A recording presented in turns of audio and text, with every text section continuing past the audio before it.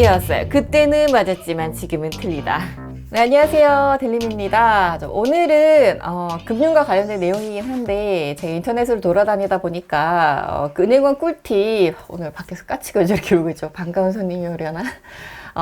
금융 꿀팁이라고 해가지고 이런 정보들이 계속 돌아다니는데 제가 보니까 이 시기가 한참 지난 정보들이더라고요. 그래서 이것과 관련해서 뭐 좀 바뀌는 내용이 있으면 그것도 알려드리고 또 재미 삼아 한번 이제 어떤 게 바뀌었는지 비교도 해보고 또 이 내용을 우리가 한번 팩트 체크까지는 아니지만 한번 같이 읽어보자 라는 취지로 한번 컨텐츠를 준비해봤습니다. 그러니까 오늘 영상도 재밌게 시청해주세요. 자, 재테크 꿀팁이라고 이렇게 예쁘게 많이 돌아다니더라고요, 인터넷에. 우선 첫 번째, 개인연금, 퇴직연금은 묻지도 따지지도 말고 연간 700만 원 납입 필수, 뭐 세금 환급액도 있고, 그리고 연금이나 보험으로 굴리는 것보다도 환급 받는 게 수익이 훨씬 좋다. 그리고 노후 대비 자금으로 중요하다. 이거를 쓴 분이 우선 현직 은행원이 맞는 것 같기는 하고, 전체적으로 봤을 때는. 그리고 이 글을 쓴 지도 꽤 오랜 시간, 한 10년 정도 된 것 같아요. 거의 9년, 10년 정도 된 것 같고, 그리고 이때의 경제 상황과 또 현재의 경제 상황이 다르잖아요. 그래서 굉장히 좀 많은 게 바뀌어 있다. 하지만 바뀌지 않은 내용들도 물론 있습니다. 그래서 이렇게 개인연금, 퇴직연금은 최대한 넣어서 IRP 계좌를 말씀을 하시는 것 같은데, 어쨌든 이걸 최대한 넣어가지고 잘 운영을 해라. 여유가 된다면 이 금액을 최대한 채워서 넣으시면은 공제도 받으실 수 있고, 그리고 투자도 가능하니까 여러분들이 또 공부를 하셔가지고 적절한 상품에 넣어서 퇴직 노후 자금도 준비하고, 그리고 투자를 해서 어느 정도 수익도 올리고, 그리고 세액 공제도 받고 여러 가지 세제 혜택도 받을 수 있으니까 이런 걸 꼼꼼히 챙기시는 게 좋죠. 그래서 이 금액을 다 채우면 좋겠지만 좀 많다라고 하시면 금액을 좀 줄여서라도 여러분들이 일부 넣어두시면 노후 자금으로 아마 좀 일부 쓰실 수 있어서 도움이 많이 되실 거예요. 그래서 우리나라는 아직 노후 자금에 대한 그런 준비나 대비가 그렇게 많지 않기 때문에 이렇게 세제 혜택을 주면서까지 준비를 하라고 하는 거거든요. 그래서 이런 것도 여러분들 좀 챙기시면 도움이 될 거고. 그리고 두 번째는 연말정산 시 카드 사용액은 정말 쥐꼬리만큼 반영이 된다. 연소득이 25% 넘어가는 금액에 대해서 공제를 받을 수 있기 때문에 내가 진짜 많이 쓰는 게 아니면 정말 소비 플렉스 탕진잼 하는 게 아니면 신용카드 사용액으로 이렇게 돌려받는 건 솔직히 쉽진 않아요. 그리고 부부인 경우에는 소득이 많은 배우자를 적당히 몰아서 쓰자라고 하는데, 이건 좀 계산을 해볼 필요가 있어요. 연봉이 너무 많은 배우자인 경우에는 나와 비교해서 또 25% 금액이 훨씬 더 커지기 때문에 이건 적당히 계산을 해봐야 돼요. 그래서 작년에 얼마 받았지, 얼마 세금을 뱉어냈지, 이렇게 해서 대충 우리가 1년에 얼마 정도 쓴다더라, 아니면 원래 우리가 쓸 계획이 있지, 이런 것들을 꼼꼼히 계획을 한 다음, 이쪽으로 하는 게 더 낫겠어, 아니야 이쪽으로 하는 게 더 낫겠어, 이렇게 좀 계산을 해서 한쪽에 몰아주는 게 좋고요.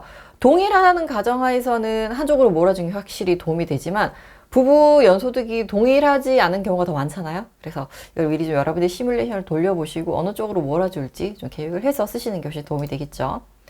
자, 그리고 주택대출 같은 경우에는 뭐 빨리 갚을 필요가 없다. 뭐 주택을 대출을 해서 사가지고 월세 받은 걸로 뭐 대출이자 내자 뭐 이런 얘기가 있는데, 이거는 좀 상황이 많이 달라졌죠. 이때가 2015년도로 추정이 되는데, 이때면 대출 금리가 진짜 쌀 때예요. 2% 중반대, 2.5% 막 이럴 때인데, 그래서 그때와 지금은 상황이 많이 바뀌어. 그때는 맞았고 지금은 다르다.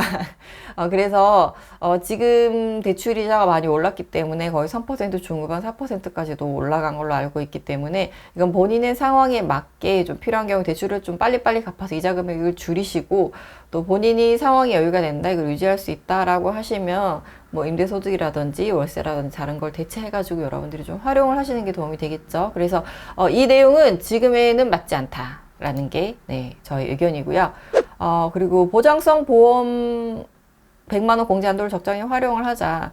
실비 안보험 정도는 들어놓는 게 좋고, 뭐 입원, 그리고 통원 치료비. 입원도 입원이지만 통원 치료비는 꼭 있어야 되는 것 같아요. 그래서 요즘 보험료가 뭐 많게는 10만 원대도 있고, 또 다 그냥 떼고 딱 필요한 것만 하면 10만 원 미만으로도 가능하죠. 그래서 여러분들이 이거는 맞춰서 좀 하시는 게 좋고, 그리고 진짜 부자들은 보험을 가입을 안 하시는 분들도 있어요. 왜냐면 내가 아파도 내 돈으로 내가 치료를 할 수 있으니까. 하지만 그게 아니라면 일반 보통 중산층 서민들은 보험 꼭 필수로 가입을 해두시고, 또 공제 한도를 적정히 잘 또 활용을 하시면 도움이 될 것 같아요.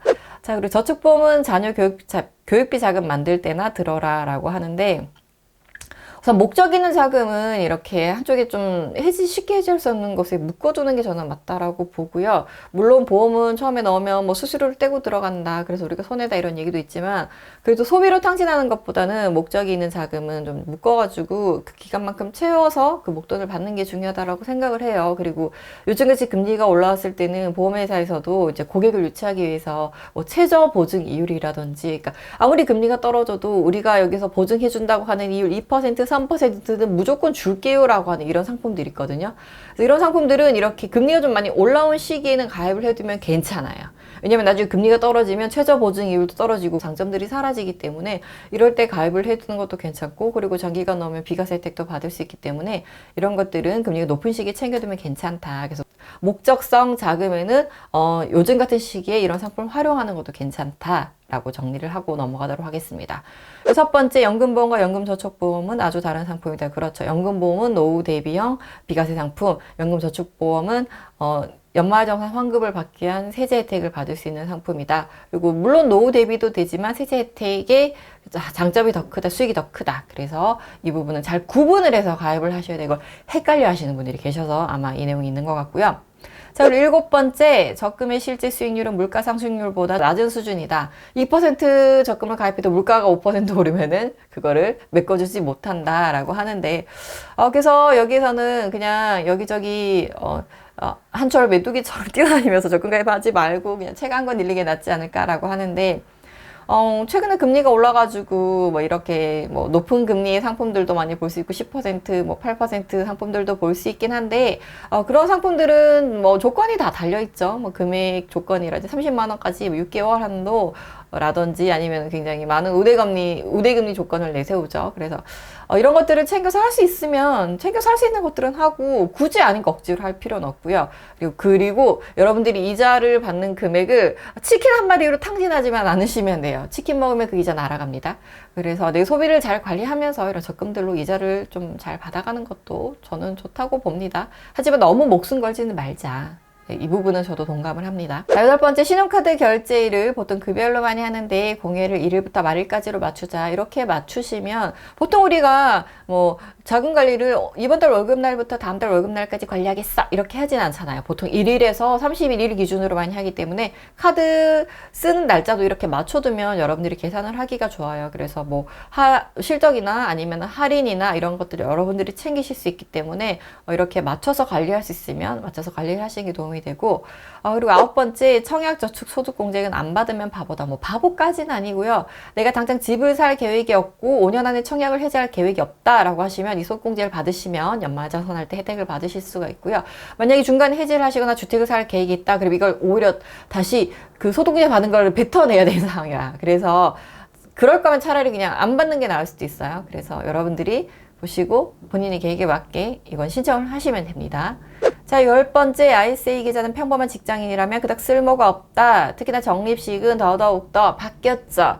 바뀌었어요. 그때는 맞았지만 지금은 틀리다. ISA 계좌 세제 혜택이나 이런 부분들이 늘고 또 기간도 3년이고 그리고 가입 요건도 굉장히 많이 완화가 돼서 누구나 가입을 할 수 있기 때문에 본인이 어차피 가입을 하고 쓸 적금, 예금, 뭐 투자형 상품이다 그러면 ISA 넣어두고 비과세 혜택을 받으면서, 그리고 세금을 덜 내는 분리과세 혜택까지 받으면서 이걸 적절하게 이제 비과세 통장으로 활용을 하는 것도 도움이 되죠. 제가 ISA는 예전에 하고 최근에는 한 적이 없어요, 여러분. 근데 좀 많이 보이더라고요. 그래서 굳이 나까지? 라는 생각에 요청을 해주시면 가지고 오도록 하겠습니다. 자, 11번째. 이게 블라인드에서 아마 이 글이 올라오지 않았을까라고 추측이 되는데, 어쨌든 블라인드에 가입되어 있는 직장인이라면 대부분 개인 신용 평점 CSS 적용 대출보다는 비적용 대출을 많이 쓰게 된다. 그러니까 이게 신용대출 관련 부분인 것 같은데, 직장인은 회사의 이름으로 이제 대출을 받기는 하는데, 그것도 어느 정도 좀 규모가 있는 회사는 회사 이름으로 대출을 받을 수가 있지만, 그게 아니라면 이제 개인 신용 평점을 계산을 해서 직장에 근무하고 있고, 개인 신용 평점을 더해서 이제 대출 한도라든지 이자율을 정하는 그런 대출이 있거든요. 이게 CSS 대출이라고 부르는데, 어쨌든 이 사람이 여기서 얘기하는 거는 본인의 신용 등급이나 소득, 직위, 거래 실적보다 어느 회사에 다니고 어느 직업군에 있느냐가 더 중요하다. 맞아요. 굉장히 우량한 회사, 우리가 많이 알고 있는 뭐 유명한 삼성이라든지 이런 사람들은 정말 신용 등급이 진짜 완전 바닥이 아닌 이상은 웬만하면 대출이 나가요. 안 되는 걸 해줄 수는 없는데, 그래도 어느 정도 우량한 회사에 다니고 있다. 그리고 신용 정도 어느 정도 우량하다. 그리고 웬만하면 대출이 한도껏 원활하게 나갑니다. 물론 이제 은행의 그런 상황에 따라서 정부 정책이나 은행의 상황에 따라서 대출 한도나 뭐 이자율이나 이런 건 조정이 될 수는 있지만 어쨌든 우량한 회사에 다니고 있는 거 굉장히 중요한 건 맞고요. 그리고 금리나 청구권 대상이 대부분 아니며 직장 동료와 동일한 은행을 쓴다면 거진 대부분 비슷하게 쓰고 있다. 맞아요.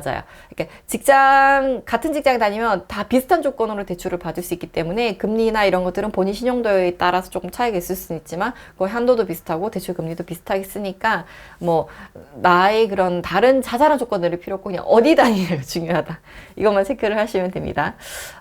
그래서 신용등급, 똑같은 신용등급 1등급이 어디 은행이 몇 프로인데 여기 몇 프로인가요? 하는 거 은행마다 매우 다르다. 그래서 여기서 말하는 건 어느 직장에 다니냐가 중요하고 같은 은행이면 거의 동일한 조건으로 나오기 때문에 여기저기 비교를 하는 글을 올리는데 은행마다 기준이 다르기 때문에 좀 차이가 있을 수는 있어요. 하지만 동일한 은행에서 삼성 직원이 대출을 받으면 거진 비슷하게 나온다. 한도, 그리고 물론 연봉에 따라 다를 수 있어요. 요건 그 대출을 정하는 요건이 굉장히 많아요. 이 사람의 연봉, 이 사람의 신용 등급, 그리고 어디에 다니는지 이 세 가지가 제일 중요해요. 거기에 맞춰서 이제 한도가 정해지거든요. 그래서 같은 은행 안에서는 비슷할 수 있지만 다른 은행은 서로 비교를 해봐야 된다. 그리고 시기마다 은행마다 대출 이자율이 다를 수는 있다.